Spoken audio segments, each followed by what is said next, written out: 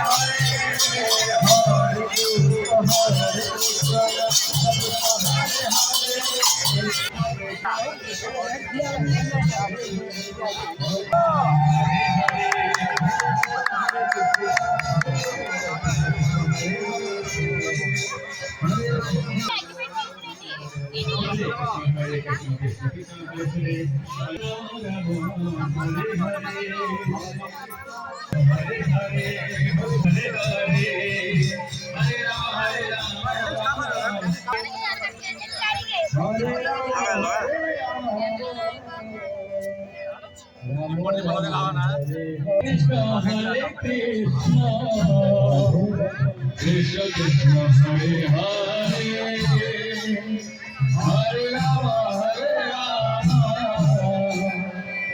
Rama Rama Hare Hare Hare Krishna Hare Krishna Krishna Krishna Hare Hare Rama Rama Hare Hare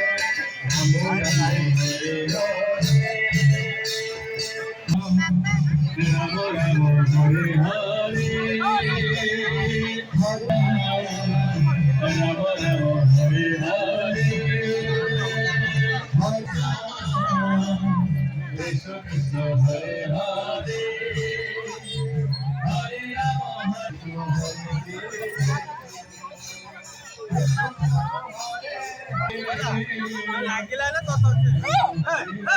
నువ్వేందిరా లోపలికి వెళ్తున్నా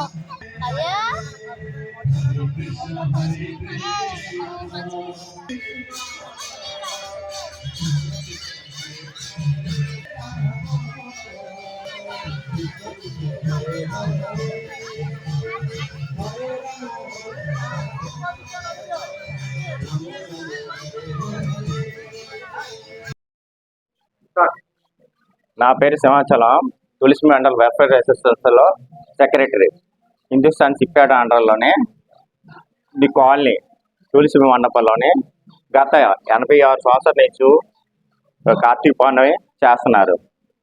అలాగే తెల్లవారి 4 గంటల నుంచి మన విధి ఒరియా కల్చరల్ ప్రోగ్రామ్ విధిలోనే తెల్లవారి 4 గంటలకి యమునా స్నానం ఉంటుంది.